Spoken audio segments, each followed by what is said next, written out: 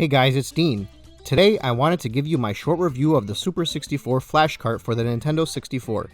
I've been considering investing in an EverDrive 64 for a while now, but I couldn't justify spending the high price tag on it. Not to mention it's been out of stock and has had long wait times every time I've checked recently. Now, from my understanding, this is a third derivative knockoff, meaning the ED64 was a knockoff of the EverDrive, and this is a knockoff of the ED64. I did a bunch of research before I made the purchase, looked a bit on Reddit and YouTube to see what opinions people had of it. I found a few basic videos on YouTube just showing it running and figured I'd bite the bullet.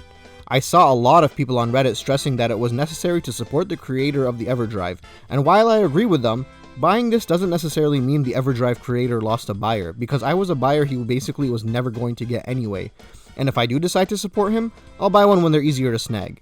The other issue I had while looking on Reddit was nobody spoke about the actual Super 64 Flash Cart. Most of their comments against it were along the lines of, "Herder, I would never trust that foreign stuff in my N64. So I figured I'd do everyone a favor and use my console as a test dummy. In any case, as I said, I got this off AliExpress and I believe it arrived in approximately 2 weeks. I think they've updated the model because older reviews showed the Super 64 with a standard SD card, but mine came with a micro SD card. Regardless, one of the most beautiful things about this Flash Cart is it comes preloaded with all of the Nintendo 64 ROMs, PAL or NTSC. The cartridge does, however, have a switch on top of it that requires you to set it on the setting of your consoles, so you're still region locked. You're also still required to have an expansion pack and memory card if the games deem it necessary. However, games that used to save regularly on a cart have a slot on the SD card they save to now. This is all made better by the fact that you can drag and drop save files people have uploaded online into the SD card, so you don't necessarily need to spend all that time unlocking everything again in your favorite multiplayer game. I didn't notice any performance issues from the Flash Cart. I actually did some comparisons between my original cartridge and the Flash Cart, and it truly does run natively on the system. One big thing that everyone seemed to comment about was a fear that Pokemon Stadium 2 wouldn't run. Something about the way the EverDrive 64 2.5 used to save or something. I don't know, I'll let people who are more tech savvy than me comment on it. In any case, first thing I did when I got this was test out Pokemon Stadium 2 and it worked like a charm. I even tried some multiplayer minigames for a couple hours. Now, there are a couple of negative sides to this, and depending on the type of person you are, it may or may not bother you. My main complaint is the layout. All your games are just dumped in front of you with boring text and no box art or anything. And there are all of these files that aren't explained to you. But I'm assuming you should just leave them alone so you don't ruin anything. The nice thing, however, is that you can throw the SD card into your PC and delete whatever games you don't want, and make your own folders so your games are more organized. Also, I tried changing the background in the menu and it didn't work, so I'm not sure if that's something that has to be done on the PC or what.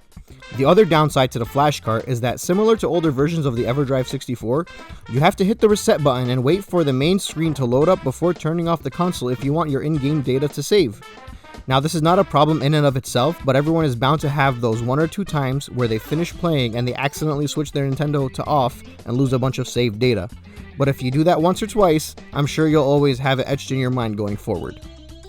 If there was one thing I wish they would somehow add to this Flash Cart, is it would be the ability to turn the Nintendo 64 on and off without getting off the couch, or at the very least a controller binding to be able to reset the system if I want to switch games.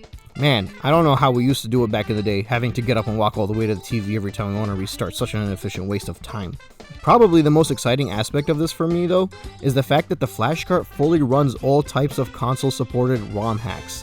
I know in the early years of Nintendo 64 ROM hacks, many of them were only optimized to work on emulators. However, in recent years, more and more of them have been optimized to work on original hardware as well. That's right, you can play Dragon Ball Z Mario Kart, or all your random Mario 64 ROM hacks. However, for me, there's one main hack that is the king of all ROM hacks as far as I'm concerned. Smash Remix. My God. Talk about creating the definitive edition of a game.